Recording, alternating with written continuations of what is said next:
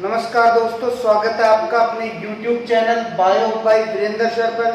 दोस्तों, हमारे 24 part complete हो गए। आज हम 25वें पार्ट मानव के उत्सर्जन तंत्र का पहला पार्ट पढ़ेंगे।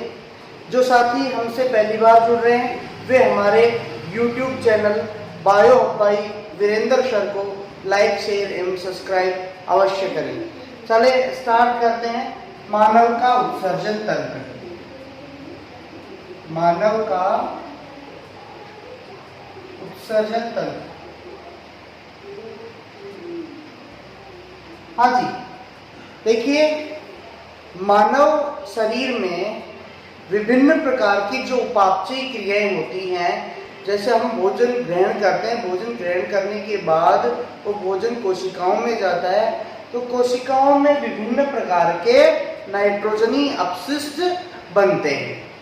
इन नाइट्रोजनी अपशिष्टों को शरीर से बाहर निकालना आवश्यक होता है। यानी मानव में उपापचयी क्रियाओं के दौरान बने विभिन्न प्रकार के अपशिष्टों को शरीर से निकालना आवश्यक होता है। क्यों आवश्यक होता है? क्योंकि वे शरीर के लिए हानिकारक होते हैं। तो कहने की बात है कि उपापचयी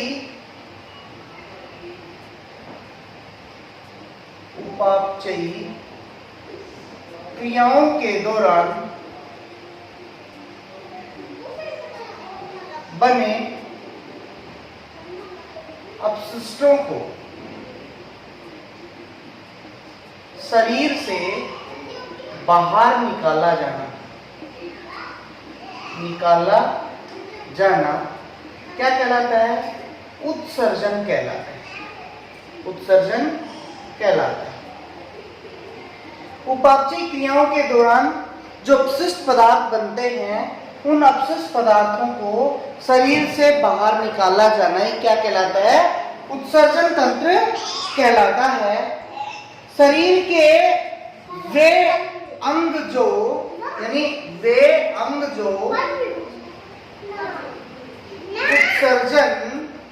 उत्सर्जन में सहायता करते हैं,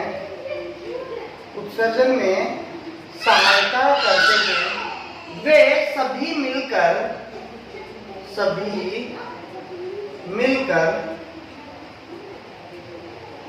उत्सर्जन तंत्र का निर्माण करते हैं।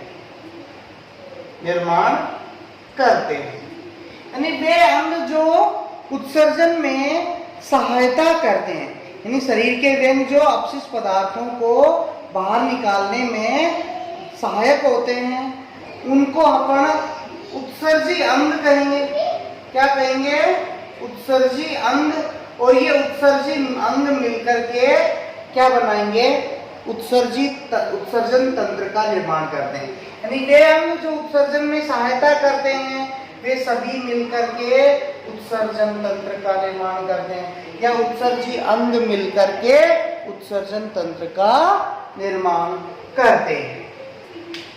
अब हम देखते हैं कि नाइट्रोजनी अपशिष्ट पदार्थों का निष्कासन कैसे होता है। तो हमारा टॉपिक है नाइट्रोजनी अपशिष्टों का निष्कासन। नाइट्रोजनी अपशिष्टों का निष्कासन। हाँ जी, प्राणियों में प्रोटीन उपापचय से, प्राणियों के अंदर किसके उपापचय से? प्रोटीन के उपापचय से विभिन्न प्रकार के नाइट्रोजनी अपशिष्ट बनते हैं।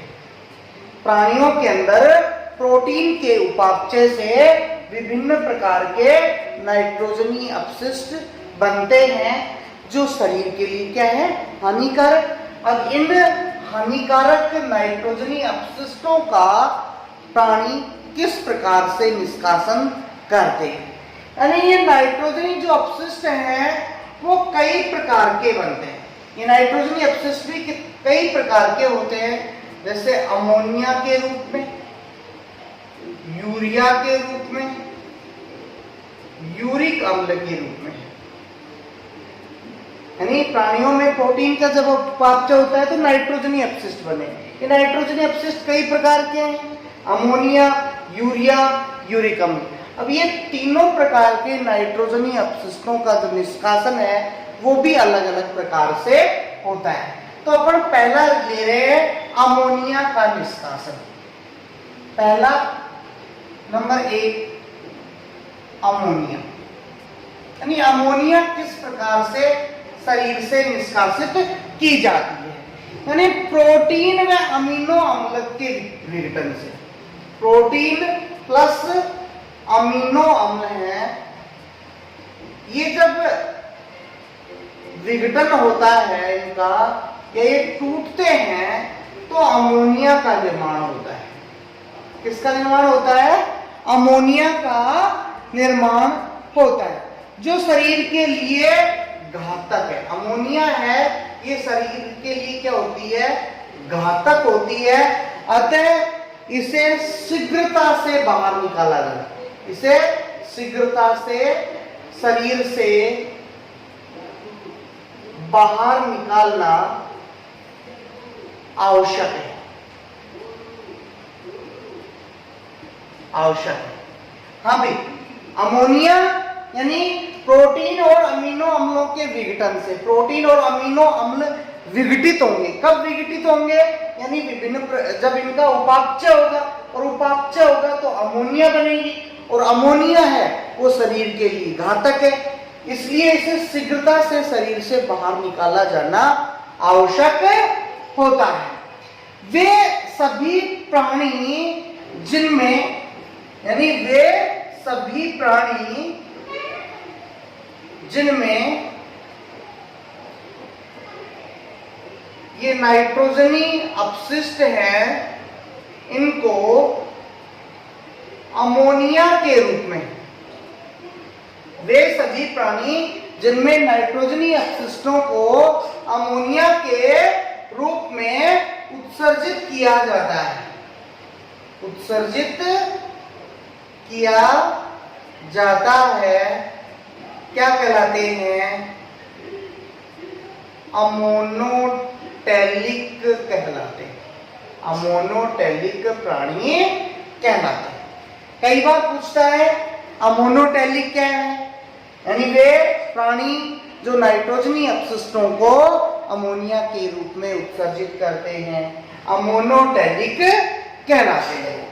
ये अमोनिया होती है, ये अमोनिया जल में क्या है? घुलनशील है। जल में घुलनशील है भाई, जल में घुल जाती है, जल में घुलनशील है, और इस कारण इसके उत्सर्जन के लिए भी, उत्सर्जन के लिए क्या चाहिए? उत्सर्जन हेतु जल में घुल गई तो अधिक जल आवश्यक, अधिक जल की आवश्यकता होती है। अमोनिया क्या है? जल में घुलनशील, और घुलनशील होने के कारण इसके उत्सर्जन हेतु किसकी, यानी जल की बहुत ज्यादा आवश्यकता होती है। अतः निम्न श्रेणी के जो जलीय प्राणी, निम्न जो श्रेणी के जल में रहने वाले प्राणी, जलीय प्राणी अमोनिया का उत्सर्जन करते हैं। क्यों करते हैं? क्योंकि ये जल में रहते हैं, जितनी आवश्यकता होती है उतना जल अंदर ग्रहण कर लेते हैं। भाई स्थलीय प्राणियों में तो जल का अभाव हो सकता है, इस जल अगर नहीं मिला तो क्या होगा? अमोनिया का उत्सर्जन नहीं हो पाएगा, और अमोनिया का उत्सर्जन नहीं होगा तो उनकी मृत्यु हो सकती है। इस वजह से निम्न श्रेणी के जलीय प्राणी अमोनिया का उत्सर्जन करते हैं। इसके अंतर्गत एग्जाम्पल हो जाएंगे आपके protozoa, Porifera, protozoa, Porifera, Annelida, जलीय आर्थ्रोपोडा, जलीय आर्थ्रोपोडा, मोलस्क और अलवणीय जल की मछली। ये किसमें आती हैं? किसके रूप में उत्सर्जन करती हैं? अमोनिया के रूप में उत्सर्जन करती हैं। दोबारा से समझो, प्रोटीन और अमीनो अम्लों के विघटन से या प्रोटीन एवं अमीनो अम्लों के उपापचय के कारण अमोनिया का निर्माण होता है। अमोनिया शरीर के लिए विषैली होती है, जिसे शीघ्रता से शरीर से बाहर निकाला जाना आवश्यक है। वे प्राणी जो नाइट्रोजनी अपशिष्टों को अमोनिया के रूप में उत्सर्जित करते हैं अमोनोटैलिक कहलाते हैं। क्या कहलाएंगे? अमोनोटैलिक कहलाते हैं। अमोनिया जल में घुलनशील होने के कारण इसके उत्सर्जन हेतु जल की अधिक आवश्यकता होती है, यानी ज्यादा जल चाहिए अमोनिया के उत्सर्जन के लिए। तो ज्यादा जल भाई वही मतलब अपने शरीर में भाई ग्रहण कर सकते हैं बार बार जो जल के आसपास या जल के अंदर रहे। तो जल के अंदर रहने वाले निम्न श्रेणी के जो जलीय प्राणी हैं वो अमोनिया के रूप में उत्सर्जन करते हैं। इसमें आ जाएंगे प्रोटोजोआ, पोरीफेरा, एनेलिडा, जलीय आर्थ्रोपोडा, मोलस्क, एलोनिया जल की जो मछलियां वगैरह हैं वो क्या करती हैं? अमोनिया के रूप में अपशिष्ट पदार्थों का उत्सर्जन करती हैं। अब नेक्स्ट है हमारा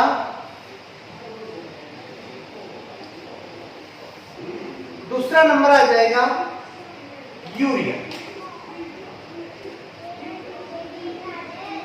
यूरिया, हाँ भाई, यूरिया का मतलब है कि भाई यूरिया अमोनिया की अपेक्षा क्या है? कम हानिकारक है। यूरिया है वो अमोनिया की अपेक्षा कम हानिकारक है। इस कारण अधिकांश जो स्थलीय जंतु है, यूरिया है ये अमोनिया से कम हानिकारक है। कौन? यूरिया। तो अधिकांश स्थलीय जंतु हैं, अधिकांश स्थलीय जो जंतु हैं ये यूरिया का उत्सर्जन करते हैं। यूरिया अमोनिया से कम हानिकारक होने के कारण अधिकांश स्थलीय जंतु यूरिया का उत्सर्जन करते हैं। यूरिया है ये जल में क्या है? घुलनशील है। ये भी जल में क्या है? घुलनशील है। यूरिया भी जल में घुलनशील होने के कारण इसके उत्सर्जन के लिए जल की आवश्यकता होती है।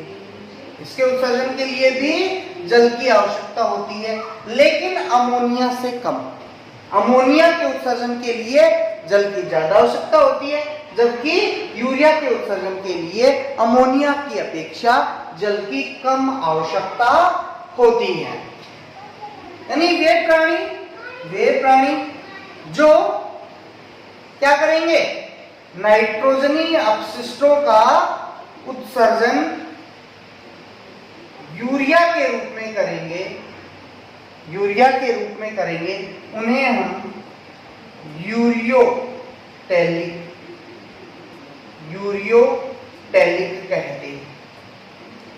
यानी वे प्राणी जो नाइट्रोजनी अपशिष्टों का उत्सर्जन यूरिया के रूप में करते हैं उन्हें यूरियोटैलिक कहा जाता है।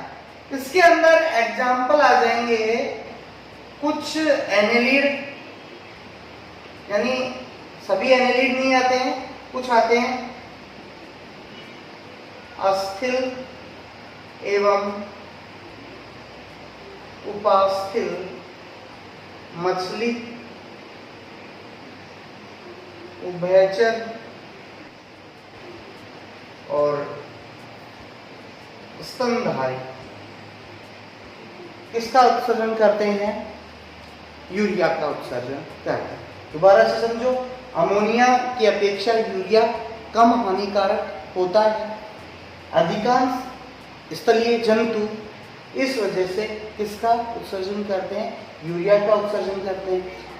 यूरिया के जल में घुलनशील होने के कारण इसके उत्सर्जन हेतु अर्थात यूरिया के उत्सर्जन हेतु जल की आवश्यकता तो होती है, लेकिन अमोनिया से कम। वे प्राणी जो नाइट्रोजनी अपशिष्टों का यूरिया के रूप में उत्सर्जन करते हैं यूरियोटैलिक कहलाते हैं। कौन कौन आते हैं? कुछ एनेलिड, अस्थिल और उपास्थिल मछलियां, उभयचर जंतु और स्तनधारी। इस मतलब यूरियोटैलिक के अंतर्गत आते हैं। थर्ड है हमारा यूरिक अम्ल। तीसरा आता है यूरिक अम्ल। हाँ भाई, यह कम विषैला व जल में लगभग अघुलनशील है। ये कम तो विषैला है, यूरिक अम्ल शरीर के लिए कम विषैला है और जल में लगभग अघुलनशील है। जल में लगभग कैसा है? अघुलनशील होता है। कम विषैला होने के कारण इसे, कम विषैला इस कारण इसे ज्यादा समय तक शरीर में रखा जा सकता है। ज्यादा समय तक इसको शरीर में रखा जा सकता है। यूरिक अम्ल है, कम विषैला है, जल में लगभग अघुलनशील है। कम विषैला होने के कारण इसे अधिक समय तक शरीर में रखा जा सकता है। इसके जो उत्सर्जन हेतु जल की आवश्यकता नहीं होती, यानी इसके उत्सर्जन के लिए जल आवश्यक नहीं है, आवश्यकता नहीं होती। इसके उत्सर्जन के लिए जल की आवश्यकता नहीं होती। अब वे प्राणी जो नाइट्रोजनी अपशिष्टों का उत्सर्जन, नाइट्रोजनी अपशिष्टों का उत्सर्जन किसके रूप में करेंगे? यूरिक अम्ल के रूप में। तो उनको यूरिकोटैलिक कहा जाता है। उनको क्या कहेंगे? यूरिकोटैलिक कहते हैं। क्या कहा जाता है उनको? यूरिकोटैलिक कहा जाता है। इसके अंतर्गत एग्जाम्पल आ जाएंगे भाई, कीट, सरीसृप, कीट, सरीसृप, मरुस्थल, आवासी, कुछ स्तनधारी। मरुस्थल, आवासी, कुछ स्तनधारी भी, क्योंकि मरुस्थल के आवास के अंदर जल बहुत कम, यानी मरुस्थलीय जो आवासी प्राणी है उनको जल की कम आवश्यकता होती है। इस कारण भाई ये जल में अघुलनशील है और उत्सर्जन के लिए जल की आवश्यकता होती नहीं है। इस वजह से ये प्राणी यूरिक अम्ल का उत्सर्जन करते हैं। नेक्स्ट हमारा टॉपिक है मानव का उत्सर्जन तंत्र।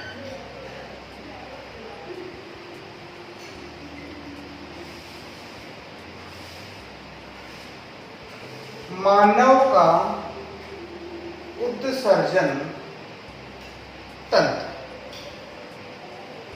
हाँ जी, मानव का जो उत्सर्जन तंत्र है वो वृक्क, मूत्रवाहिनी, मूत्राशय, मूत्रमार्ग से मिलकर बना होता है। यानी मानव का उत्सर्जन तंत्र में वृक्क, मूत्रवाहिनी, मूत्राशय और मूत्रमार्ग सम्मिलित होते हैं। एक डायग्राम के रूप में देखते हैं।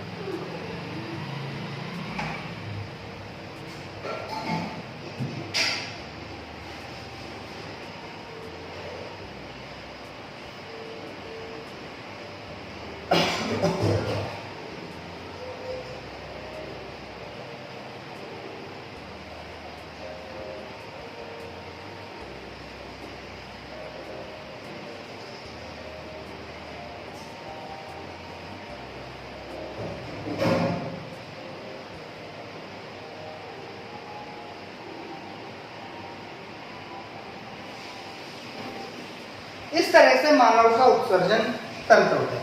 इसमें ये क्या है, वृक्कक है, ये मूत्रवाहिनी, मूत्राशय, और ये वाला मूत्रमार्ग। वृक्कक के ऊपर ये क्या है, एड्रीनल ग्रंथि, एड्रीनल ग्रंथि। अब हम स्टार्ट कर रहे हैं वृक्कक। वृक्कक,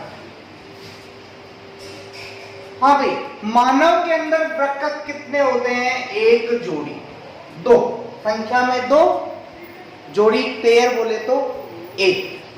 मानव में एक जोड़ी वृक्कक उदर गुहा में, कहां पे होते हैं, उदर गुहा में